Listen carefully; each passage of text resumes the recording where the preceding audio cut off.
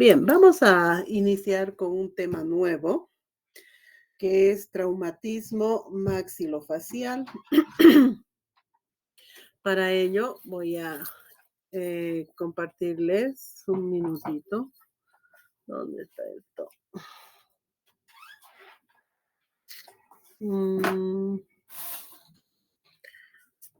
Súper raro, ahora no me sale presentar.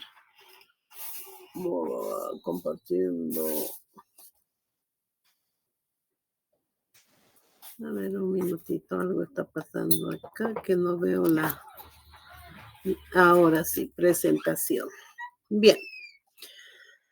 Como les decía, el tema de hoy es traumatismo maxilofacial. Este tema está relacionado con todas las lesiones que puedan presentarse en el rostro, en la cara. Y recordemos, ¿no?, que la cara está constituido por el maxilar superior, que es prácticamente la articulación de varios huesos faciales, más el tercio inferior o la mandíbula, ¿no? Que están articulados a través de sinartrosis, en el caso del maxilar superior, con la base del cráneo, y diartrosis, la relación del tercio inferior de la cara, que es la mandíbula, con la base del cráneo. Entonces, sabiendo o comprendiendo esta forma de articulación que tiene los huesos de la cara en relación a los huesos del cráneo, es importante recordar que esta arquitectura, ¿no?, está acorde con dos principios. Uno, la función, básicamente la masticación, también está la fonación, ¿verdad? Dentro de las funciones que cumple la estructura de la cara. Y por otro lado, la protección, ya que la articulación de estos huesos de la cara van a conformar cavidades y de cierta forma estas cavidades alojan y protegen, ¿no?, órganos vitales como la visión, la olfacción, el gusto, ¿verdad? Entonces, es importante que nosotros identifiquemos para fines de estudio, de identificación, de localizar los huesos afectados en un trauma, dividirlo, ¿no? O reconocemos lo que corresponde al tercio medio de la cara y el tercio inferior de la cara. Estos dos tercios básicamente están constituidos por los huesos de la cara. El límite superior del tercio medio de la cara. Si ustedes se fijan, la figura del lado derecho, pueden observar una línea de color naranja que pasa por la sutura frontonasal en la parte central, luego dirigiéndose a los bordes laterales, también vamos a encontrar la sutura frontomaxilar. Y externamente encontramos la sutura frontomalar. Este vendría a constituir el límite superior del tercio medio de la cara. El límite inferior ya está constituido por el plano oclusal o la superficie oclusal de la arcada dentaria superior. Hacia atrás encontramos el borde posterior de las alas de la apófisis pterigoides, ¿verdad? Luego, es necesario que también identifiquemos el tercio inferior de la cara. He mencionado que este tercio inferior de la cara está constituido enteramente por el hueso mandibular.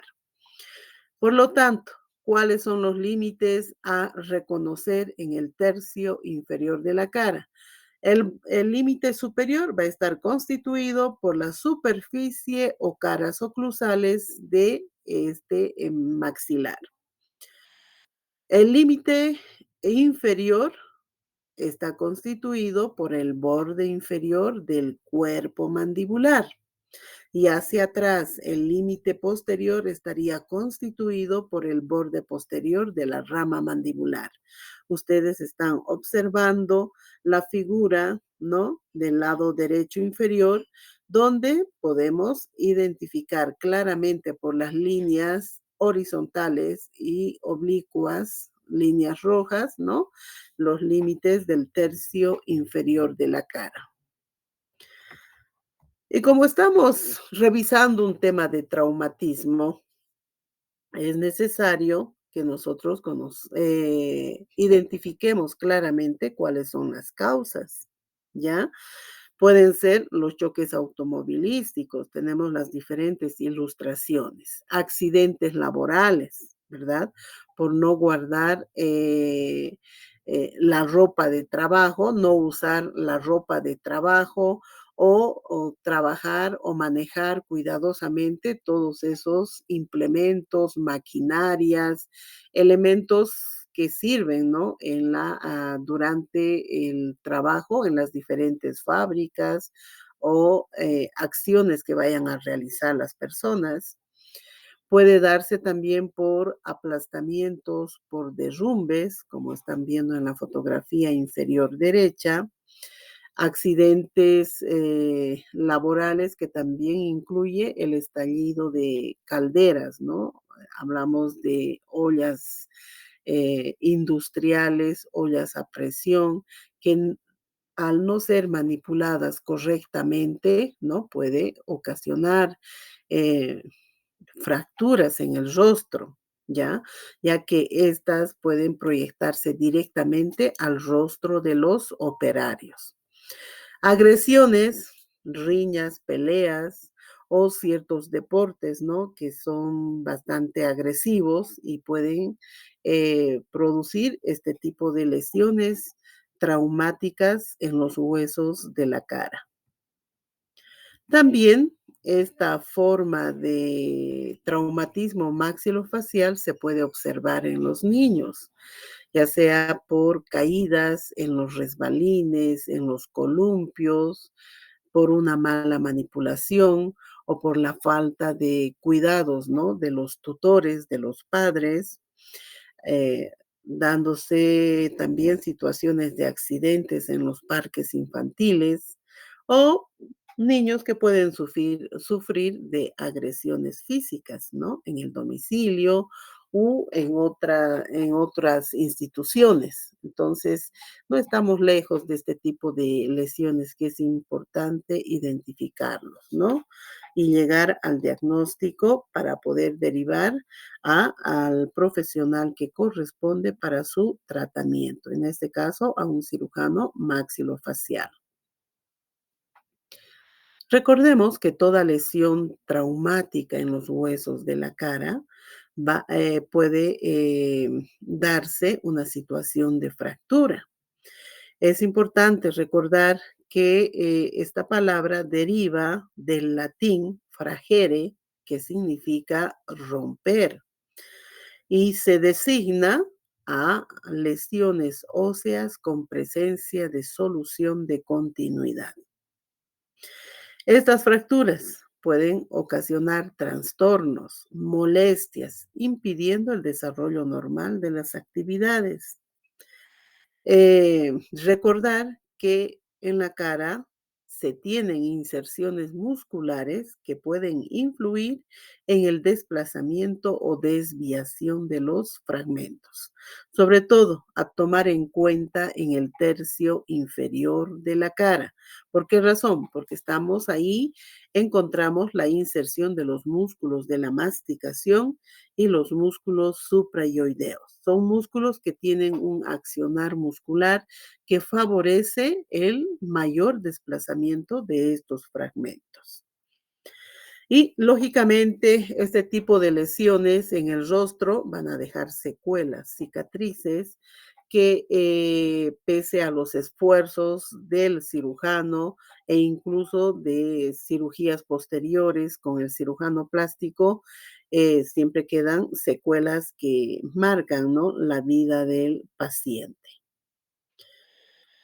Bien, eh, Nuestra definición de fractura va a estar relacionada con la desestructuración brusca del hueso producido por efecto directo o indirecto de una fuerza traumática. Esto desde el punto de vista de una etiología traumática. Por eso ustedes se fijan en esta diapositiva que la etiología de la fractura ósea puede ser de origen traumático, con las definiciones que hemos dado anteriormente. También puede tener una etiología patológica. ¿Cuándo se da esta etiología patológica? Cuando estamos frente a lesiones tumorales que debilitan la estructura del hueso maxilar o mandibular, que al mínimo esfuerzo o cuando el paciente se alimenta con la masticación de estos alimentos, puede producirse la fractura, ¿no? De ahí que se conoce como una fractura de etiología patológica. Y la etiología quirúrgica, no se olviden que existen alteraciones de forma, de tamaño de los maxilares que pueden ser corregidas a través de la cirugía ortognática. Aquí tenemos un ejemplo de una fractura de origen patológico.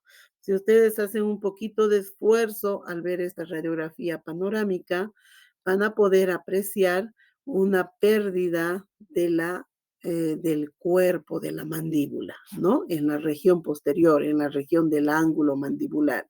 Esto puede fácilmente fracturarse por la falta de resistencia del hueso durante la alimentación o masticación del paciente. Tenemos las fracturas de origen quirúrgico, ¿no? Cuando existen alteraciones en la relación maxilo-mandibular, un prognatismo, un retrognatismo, dependiendo, ¿no?, del diagnóstico que se realice mediante un análisis cefalométrico, ¿no?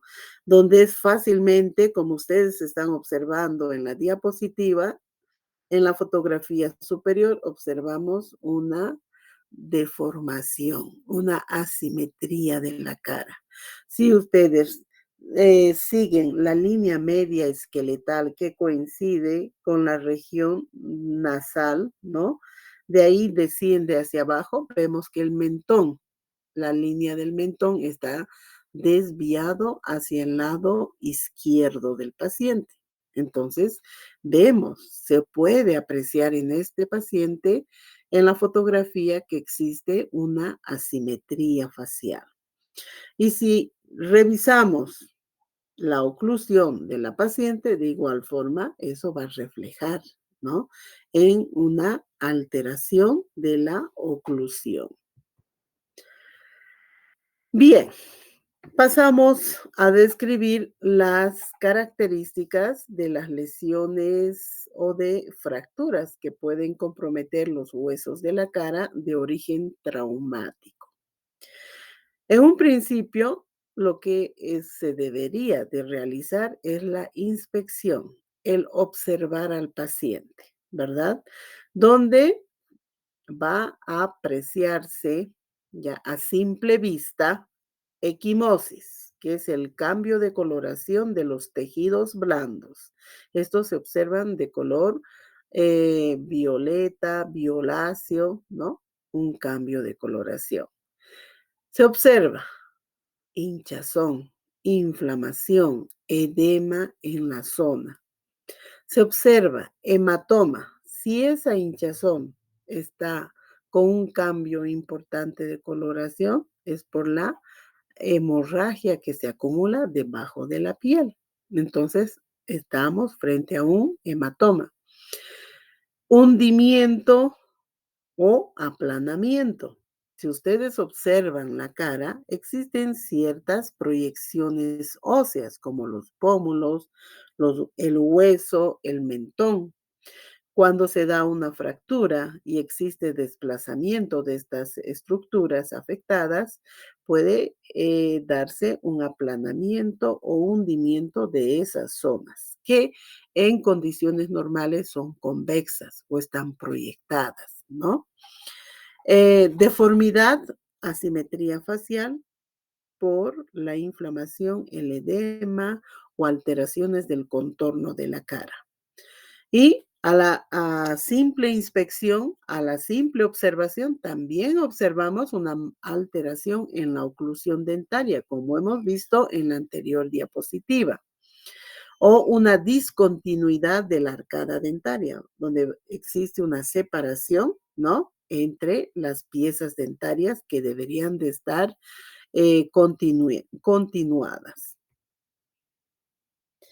Luego de la observación e inspección pasamos a la palpación, en el cual va a ser evidente la crepitación, un ruido anormal al realizar la palpación bimanual, una movilidad anormal donde no debería de existir, la presencia de escalón en el contorno óseo. ¿Qué hacemos al hacer la palpación? Recorremos los bordes de los huesos, de la mandíbula, del hueso malar, el arco cigomático, de los huesos propios de la nariz. Y si vemos que se formó como una especie de escalón, ¿no? Eso ya es signo de la presencia de una fractura. Y lógicamente al realizar la palpación y donde existe este escalón, esta movilidad anormal, existe dolor, ¿no? En el sitio de la fractura. Por eso dice dolor en el foco de la fractura. La palpación se la realiza tal como están observando en esta diapositiva, con las dos manos, por eso se dice bimanual. Recorremos los contornos de los huesos, borde inferior, borde posterior de la rama. Recorremos el reborde infraorbitario, recorremos lo que es el arco cigomático, ¿verdad? Los huesos propios de la nariz. Es ahí donde vamos a poder buscar los signos que acabamos de mencionar. Luego, realizamos el examen clínico intraoral. A simple vista, ¿qué es lo que vamos a ver? Hematoma, equimosis, deformidad de la arcada dentaria, tal como están observando en la fotografía superior e inferior del lado derecho. Presencia de escalón en el plano oclusal. En la fotografía superior derecha observan ese escalón como una gradita, ¿verdad? Entre lo que es el incisivo lateral izquierdo del paciente y el plano del oclusal que llega a conformar con el canino, que es la continuación, ¿no? Se forma una gradita, un escalón en el plano oclusal. Solución de continuidad. ¿A qué se llama solución de continuidad? Estamos viendo que los tejidos están desgarrados. Estamos viendo que existe una separación importante entre dos piezas que deberían de estar juntas, ¿no? Esa es la solución de continuidad, tanto de tejidos blandos como de tejidos duros del hueso. Diástasis. Diástasis lo vemos en la fotografía superior derecha. Existe una separación importante entre la cara distal del lateral y la cara mesial del canino. Diástasis. Existe un gran desplazamiento del fragmento corto. Por eso se da esto de la diástasis. A la percusión. Cuando al examen clínico extra e intraoral son evidentes los signos, ¿no? Por el compromiso tanto de los tejidos blandos y de los tejidos duros, ya no es necesario realizar la percusión. Esto va a ocasionar dolor provocado en el sitio de la fractura y puede irradiar a zonas vecinas. ¿Sí? Ok. Lógicamente, todo lo que se ha observado y se ha realizado la palpación en un paciente con antecedentes de trauma, se tiene que pedir exámenes complementarios, como es una radiografía o una tomografía, dependiendo del grado de afectación de los tejidos duros de la cara. Una radiografía panorámica, una radiografía lateral de la cabeza, una radiografía anteroposterior de la cabeza, son los exámenes radiográficos que se puede solicitar en un paciente con estas características.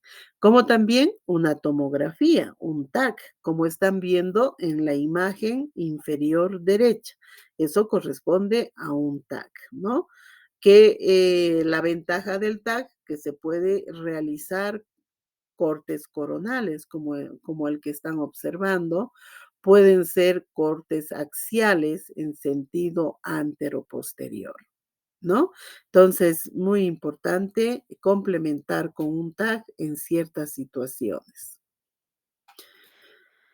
El hecho de solicitar estos exámenes complementarios, como son la radiografía y el TAC, ¿no? Nos van a permitir evidenciar en un inicio, en el preoperatorio, la presencia de las fracturas, ¿no? Tal como están viendo en la figura del lado derecho. Se va a poder evidenciar el tratamiento. Si ustedes se fijan, la imagen, la figura que está en la parte inferior, observamos las mini placas con sus tornillos respectivos. Y también con una radiografía de control postoperatorio se puede evidenciar la cicatrización, ¿no? Vamos a ver la consolidación en ese trazo de fractura después de 6 meses o después de un año del tratamiento.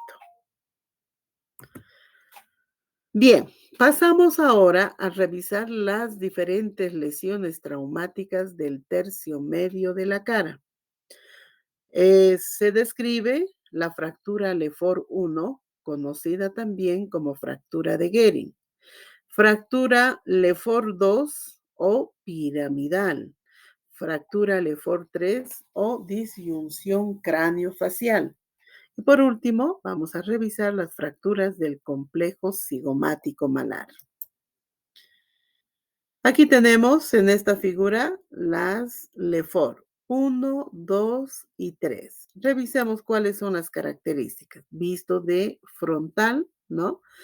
Con una ilustración a colores, ¿no? Lo que representaría la Lefort 1, que es la porción dentada del maxilar, la Lefort 2, que compromete un poco más de las estructuras de los huesos faciales, comprometiendo los huesos propios de la nariz, y en la Lefort 3 prácticamente todos los huesos de la cara, ¿no? Es como si estuviera separándose los huesos de la cara de la base del cráneo, lo que se conoce como disyunción craneofacial. Dentro de los exámenes radiográficos a solicitar, tenemos la radiografía de Batters, ¿no? Tal como están viendo en esta imagen. Luego tenemos una radiografía cráneo-frontal o póstero-anterior. También se puede solicitar antero-posterior, en el cual es importante que uno se familiarice con las estructuras anatómicas que conforman las cavidades. Se tiene que conocer la anatomía a través de la radiografía para identificar las unidades esqueletales e identificar y llegar al diagnóstico de una fractura. Acá, en esta radiografía de Batters, se puede indicar que existe una fractura. Si ustedes se fijan, se ha demarcado con un círculo amarillo en la sutura frontomalar. Existe una fractura. Comparen con el lado sano. Existe una continuidad de la cortical del contorno de la órbita. Pero cuando existe fractura y desplazamiento, se fijan ustedes, existe un escalón, ¿no? Ya no hay una continuidad regular del reborde. Lo mismo pasa en el contorno inferior de la órbita. Existe ¿no? Un desplazamiento, un descenso. Lo otro que tenemos que observar, se fijan ustedes, la flecha con doble dirección, lo que correspondería al seno maxilar. Al estar comprometido, ¿no? La apófisis ascendente del maxilar, el reborde infraorbitario, prácticamente hay un compromiso de la pared facial o anterior del seno maxilar y por lo tanto se observa de una radiopacidad difusa, ¿verdad? Está comprometido porque esta cavidad, producto de la fractura, está llena de coágulos de sangre. Luego nos dirigimos hacia el arco cigomático. Ahí ustedes observan una flecha con dirección inferior, ¿no? Donde se puede apreciar la fractura de la apófisis cigomática, ¿no? Que se une con el hueso temporal, el malar con el hueso temporal. Entonces, en este tipo de radiografías es sobre todo para identificar las fracturas a ese nivel. Y aquí tenemos una tomografía axial, ¿no? Que se puede hacer a diferentes alturas para identificar. En esta tomografía encontramos las estructuras conservadas, por lo tanto, no podemos mencionar que existe fractura. Acá, en esta tomografía coronal, sí, ¿no? Es importante, uno, ubicar los sitios de fractura. Acá tenemos la fractura a nivel del reborde infraorbitario que compromete el hueso maxilar superior. A diferencia del lado derecho del paciente, van a encontrar una sombra negra, lo que corresponde al seno maxilar. Pero cuando el seno maxilar está ocupado por coágulos de sangre, contenido líquido, van a encontrar con esta densidad en el lado de la fractura. Lo otro, vean ustedes el contorno de la órbita en el lado sano y comparen con el contorno y el tamaño de la órbita del lado afectado o con fractura, ¿no? Es evidente el cambio de las estructuras óseas. En el caso del Alefor 1, les decía que afecta la porción dentada del maxilar superior. Discurre por encima del piso de las fosas nasales y del seno maxilar. Afecta la espina nasal anterior, como estamos viendo, la pared facial del seno maxilar y la tuberosidad del maxilar. Es decir, parte es la porción dentada del maxilar superior. Clínicamente, movilidad anormal del maxilar, mucosa bucal desgarrada a nivel de los molares, equimosis, ese cambio de coloración en el paladar y alteración de la oclusión. El paciente no puede cerrar, ocluir adecuadamente. Radiográficamente se puede evidenciar, acá tenemos un paciente que llegó a la facultad, a la clínica, para hacerse la cirugía de canino retenido. Pero en la radiografía pudimos observar, ¿no? Que tenía estos elementos radiopacos que vendrían a ser una mini placa con tornillos, ¿no? Que el paciente refiere sufrió un atraco, un asalto, se encontraba en el exterior y en esa oportunidad, bueno, fue operado, ¿ya? Entonces acá se puede evidenciar, ¿no? La cicatrización en el supuesto caso de que se tratase de una Lefor 1.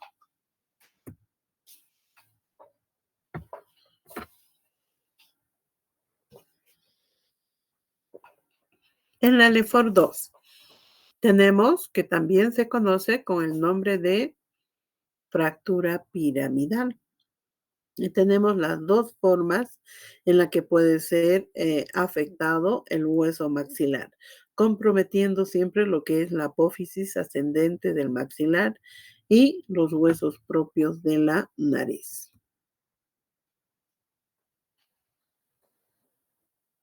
Dentro de las características clínicas, encontramos una movilidad anormal del maxilar, mucosa bucal desgarrada a nivel de los molares, equimosis en el paladar, alteración de la oclusión, existe un leve pseudoprognatismo, esto sobre todo por el desplazamiento que puede sufrir el maxilar fracturado hacia abajo y atrás. Modificación del perfil facial. Se va a observar un ligero aplanamiento acompañado de hemorragia nasal porque está comprometido los huesos de la nariz. El hematoma periorbitario puede estar presente y el enfisema cutáneo.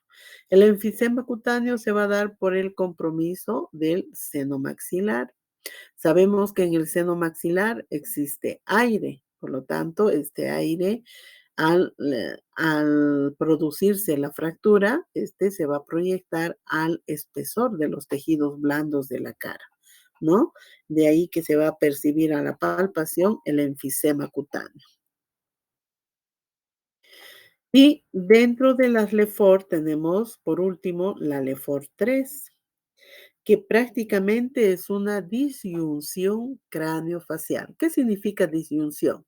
Viene a ser la separación de las estructuras óseas del maxilar superior, ¿no? Del macizo facial en relación a la base del cráneo. Lógicamente, esta forma de traumatismo conlleva una gravedad e incluso el paciente, por el grado de traumatismo, puede estar inconsciente y entrar a un estado de coma. Inicialmente sabe muy bien que todo paciente que sufre de lesiones traumáticas a nivel de la cabeza tiene que ser valorado, tiene que estar estabilizado el paciente para una valoración de las posibles fracturas LEFOR 1, 2 o 3 que pudiera presentar estos pacientes. Lo primero es el soporte vital, ¿verdad? Mantener al paciente con vida. Bien, el LEFOR 3 afecta maxilar superior, los huesos de la nariz, el etmoides, el unguis y el malar. Como están viendo en las figuras que acompañan para ilustrar lo que es la LEFOR 3. Discurre por la sutura frontonasal, frontomaxilar, la pared medial de la órbita, la sutura frontomalar y fractura del arco cigomático, ¿no? Como les digo, es prácticamente la desarticulación en relación a la base del cráneo. ¿Qué otras fotografías se pueden pedir? ¿Verdad? Se puede pedir una radiografía anteroposterior, una radiografía lateral de la cabeza, una de Batters o una proyección o radiografía de Hirsch. La radiografía de Hirsch es una proyección desde el mentón para ver el grado de desplazamiento o separación cuando existe fractura a nivel del arco cigomático. En el caso de la LEFOR 3, las características clínicas son movilidad anormal del maxilar y del tercio medio de la cara, ¿no? Equimosis en la mucosa bucal, yugal, paladar. Alteración de la oclusión, existe un pseudoprognatismo. Al haber una fractura en bloque del tercio medio de la cara, este generalmente tiende a desplazarse abajo y atrás. Modificación del perfil facial, aquí va a ser más notorio el aplanamiento y alargamiento de la cara.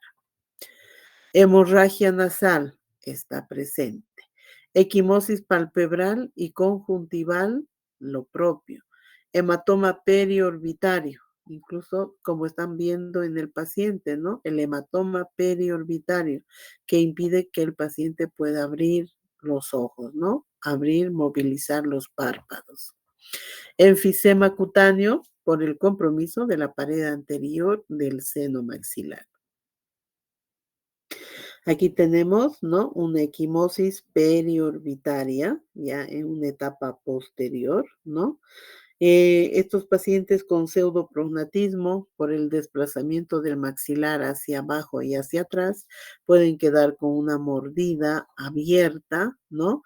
Y una proyección anterior de la mandíbula. Bien, pasamos a la revisión del complejo cigomático malar y la figura lo ilustra muy bien, ¿no? Ese es el hueso malar, que está en la parte lateral media de la cara y le da cierta convexidad a la cara, ¿sí? Bien, en este caso, la fractura discurre por la sutura cigomático frontal, borde lateral de la órbita, piso de la órbita, borde infraorbitario y el arco cigomático.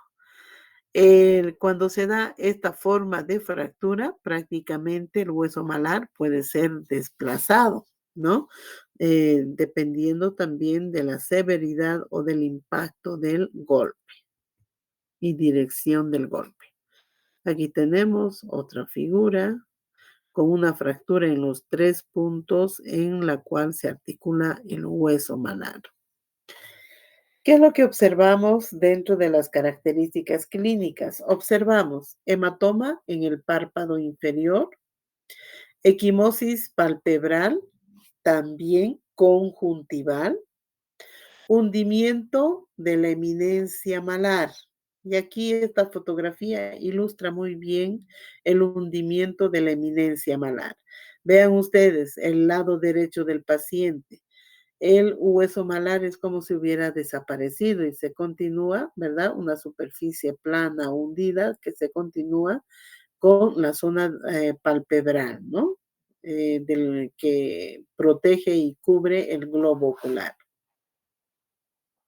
A diferencia que del lado normal, es donde se puede observar la proyección del hueso malar. Hundimiento y de la eminencia malar que estamos viendo, anestesia en el territorio del infraorbitario por compromiso del nervio. ¿De qué nervio? Del nervio infraorbitario. Recuerden que este nervio emerge, sale del agujero infraorbitario que se encuentra a unos milímetros del reborde y del mismo nombre. Hundimiento del piso de órbita. Al existir una fractura del reborde infraorbitario, también existe un desplazamiento del piso de órbita. Y esto va a dar lugar al hundimiento del globo ocular.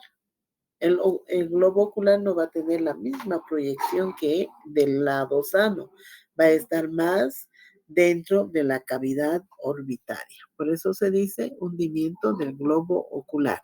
Y eso va a dar lugar a un signo, ¿no? Que es la diplopía.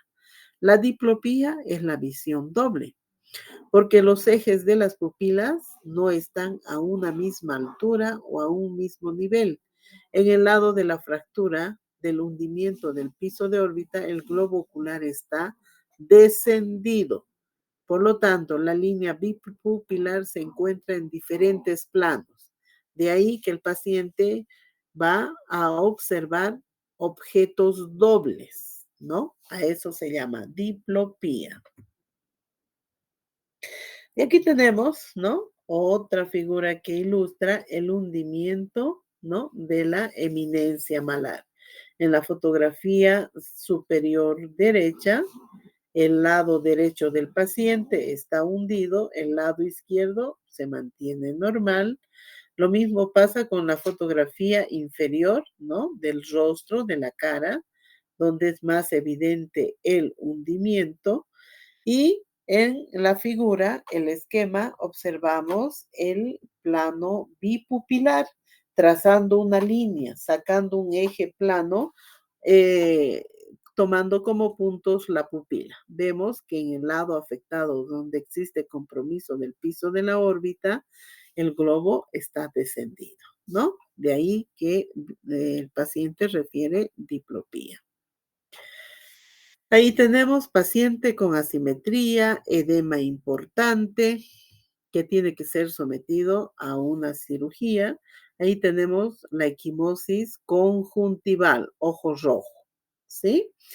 Para el abordaje, lógicamente, tiene que ser a través de la piel, ¿no? Percutánea, para poder llegar y colocar estas mini placas a nivel de la cola de la ceja. Se hace una incisión, se aborda la fractura que está a nivel frontomalar, ¿no? A nivel del ángulo externo de la órbita.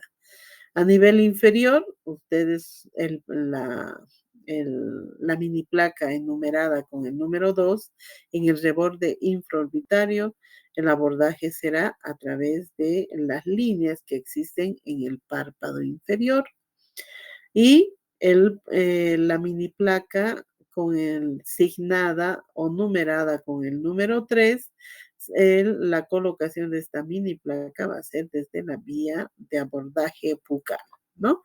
Entonces se ven las vías alternativas para poder realizar el tratamiento quirúrgico de estas lesiones.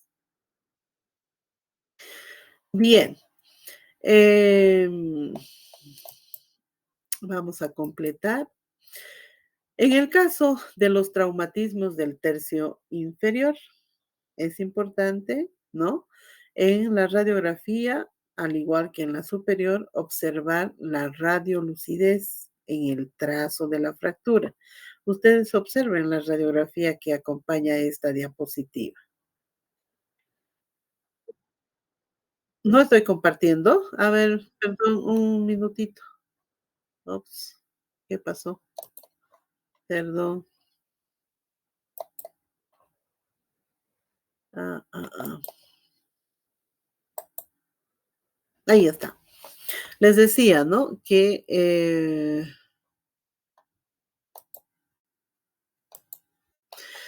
en la o en la radiografía que está al lado derecho se puede evidenciar la presencia del trazo o de una sombra radiolúcida que separa la unidad esqueletal de los huesos de la cara, ¿no? En este caso, la mandíbula. Es evidente, ¿no? La presencia de un escalón en el plano oclusal que se puede ver a simple vista, como también en la radiografía.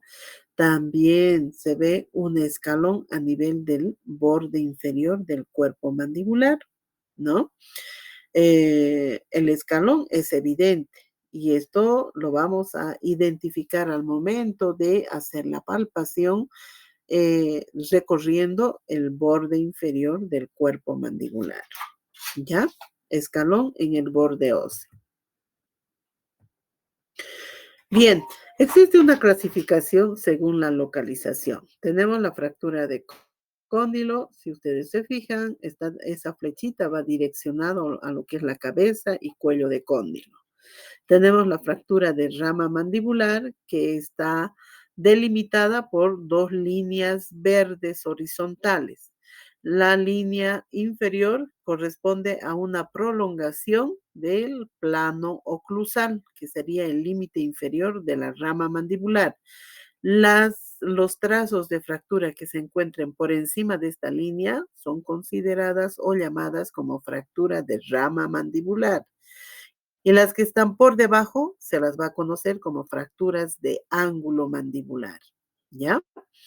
Y hacia arriba, bueno, prácticamente una línea horizontal imaginaria que separa el borde anterior al borde posterior, pasando por debajo del cuello del cóndilo, y hacia posterior tenemos lo que vendría a ser las fracturas de cóndilo, y en el sector anterior tendríamos lo que vendría a ser las fracturas de la apófisis coronoides.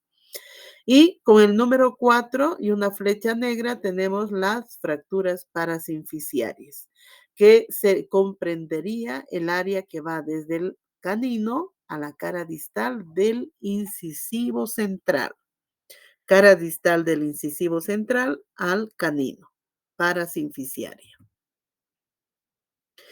La sinficiaria, si encontramos una fractura que pase por la línea media entre los dos incisivos.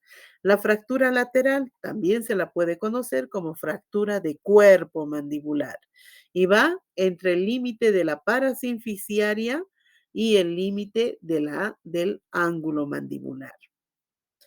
La fractura de ángulo mandibular. Hacia arriba, prolongación del plano oclusal. Hacia abajo, borde inferior de la mandíbula. Hacia atrás, borde posterior de la rama mandibular. Y hacia adelante, la cara distal del último molar, segundo molar o tercer molar, ¿ya? Y esa área que queda encasillada en estos límites es lo que vamos a describir o diagnosticar como fractura de ángulo mandibular. Y acá tenemos, ¿no? Una imagen en la que ustedes pueden observar los diferentes porcentajes con los cuales son comprometidos las fracturas. Vean ustedes, la de mayor o alto porcentaje de incidencia son las fracturas de cuerpo mandibular, 33%, seguido de las fracturas de cuello condilar o de cóndilo mandibular, 29%.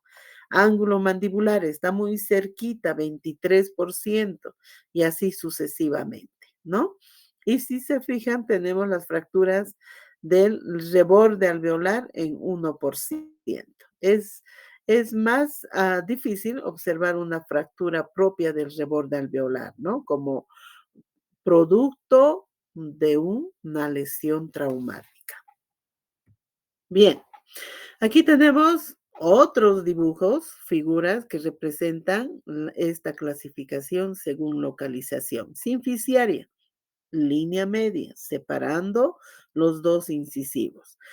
Fractura de cóndilo, por encima del cuello del cóndilo. Fractura de rama, que puede ser horizontal. Si es una fractura horizontal, tiene que estar por encima de esa línea que es prolongación del plano cruzado.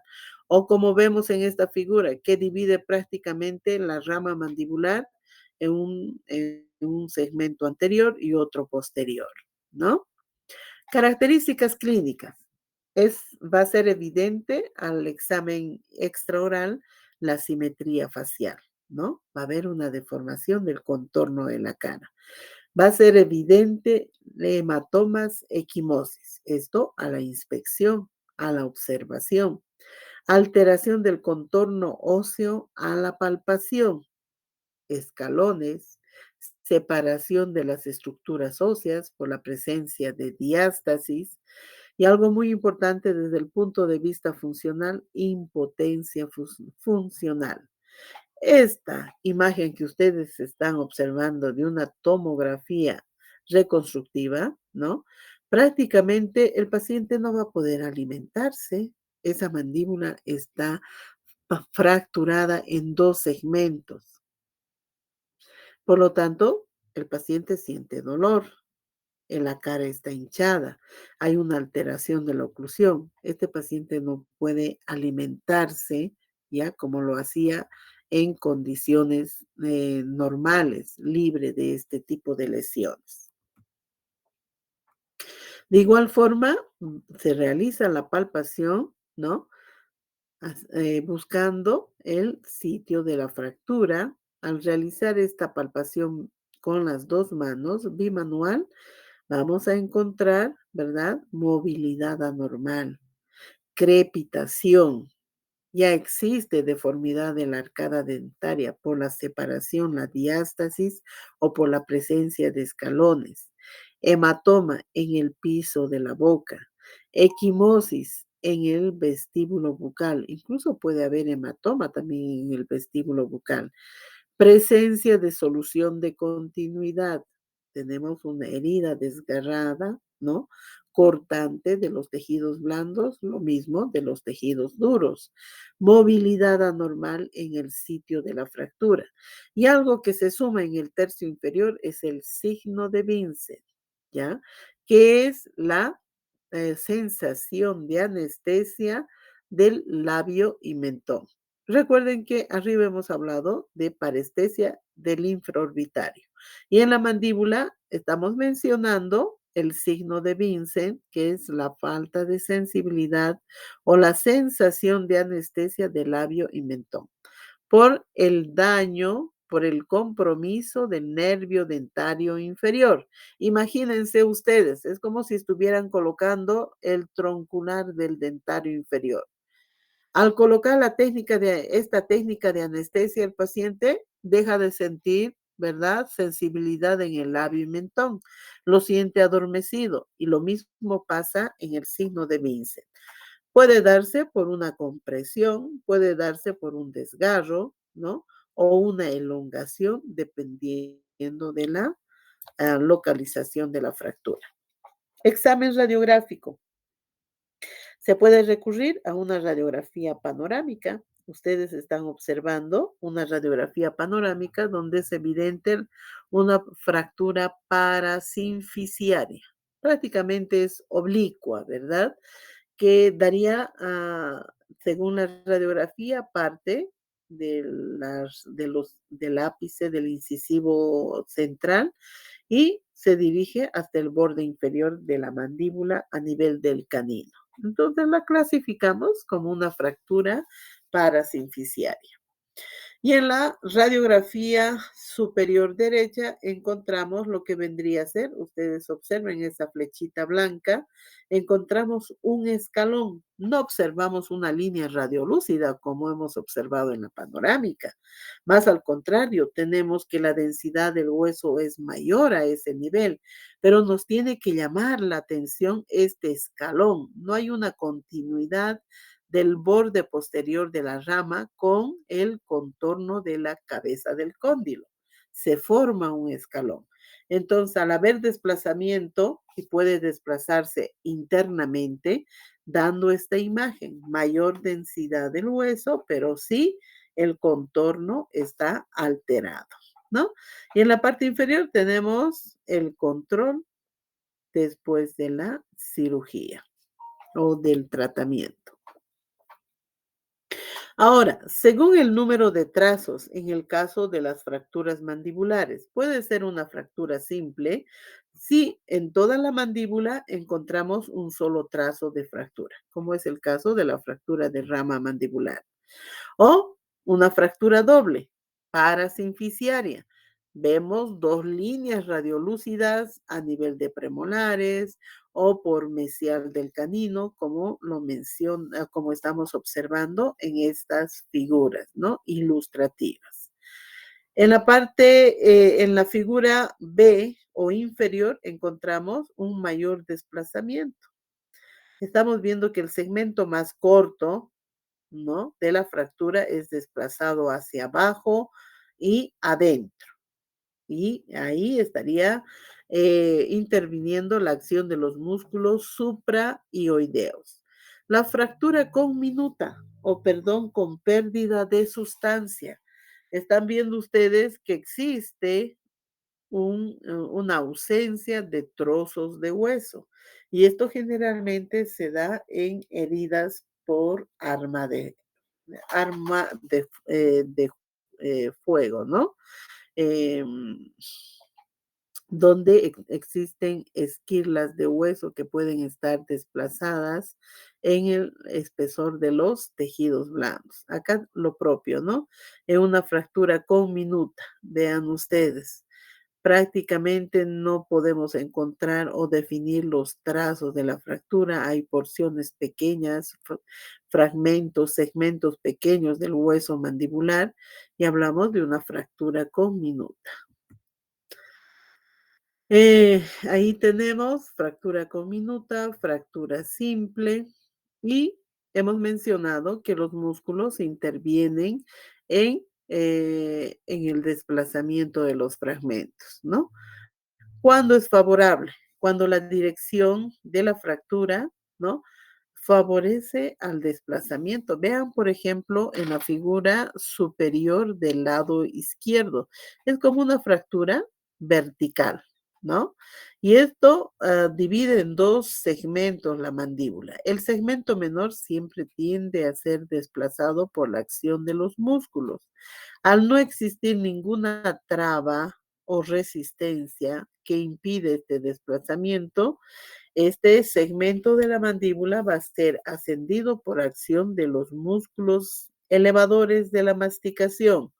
Estamos refiriéndonos al músculo macetero, al músculo pterigoideo interno y también al músculo temporal. En el lado derecho tenemos que es desfavorable. ¿Pero por qué es desfavorable? Ya no se da este desplazamiento. Uno, porque el segmento más grande de la mandíbula, ¿ya? Se constituye, la porción dentada del reborde se constituye en una traba mecánica que impide la elevación del segmento corto. ¿Por qué? Si ustedes se fijan, el trazo de la fractura es oblicua. Por lo tanto, esta porción dentada del segmento largo de la mandíbula impide que por acción de los músculos la rama mandibular sea ascendida, ¿no? Entonces, ahí ustedes pueden identificar, tener una mejor percepción de cuándo es favorable y cuándo no al desplazamiento. Y aquí tenemos otra figura, ¿no? En la figura del lado izquierdo es favorable al desplazamiento. ¿Por qué? Fíjense ustedes, este segmento corto está libre, entonces fácilmente es ascendido por los músculos. Y observen la figura del lado derecho. Existe la porción dentada, es una fractura oblicua, pero que la porción dentada impide, ¿no?, que el segmento más corto de la fractura sea elevado, ¿ya? Y si pasamos a observar la radiografía, lo propio, fíjense ustedes, que representa al ejemplo de la figura, ¿no? El segmento corto de la mandíbula es ascendido por la forma como se da el trazo de la fractura. Prácticamente el último molar que está en el segmento corto de la mandíbula ya está haciendo contacto con el antagonista, a diferencia del segmento largo que todavía no está haciendo contacto con el antagonista, ¿no? Entonces, una referencia, un parámetro de cómo se da este desplazamiento. Ojo, y generalmente se da por acción del muscular solo en el tercio inferior de la cara o en las fracturas mandibulares, ¿ya? Bien, entonces acá podemos nosotros hacer el ejercicio. Vamos a fijarnos en las figuras inferiores. Empezamos por el lado izquierdo. Favorable. Es oblicuo, no hay un punto del segmento largo que impida ese desplazamiento. En las fracturas verticales lo propio, favorece el desplazamiento. En las fracturas oblicuas, donde el segmento largo tiene una forma de impedir el desplazamiento del segmento corto o de la rama mandibular. Bien, visto desde oclusal, las diferentes fracturas según localización y según número, todas son simples. Ok, aquí tenemos una fractura parasinficiaria bilateral. Tenemos una fractura doble, ¿no? Según la cantidad de trazos. Clínicamente hemos visto la separación, la diástasis, la presencia de escalón, la desviación, ¿no? O la elevación, en este caso, del segmento corto. Y cuando mencionamos el signo de Vincent es porque el nervio del dentario inferior es comprometido. Aquí dice, signo de Vincent ausente. ¿En qué fracturas de la mandíbula? En la fractura de cóndilo, en la fractura sinficiaria y en la fractura parasinficiaria no vamos a encontrar este signo. Perdón, algo ha pasado. Perdón, perdón, perdón, perdón. Eh, eh, eh, eh, eh, eh, Vamos a dejar de compartir. Eso. Ups. Desapareció mi tema.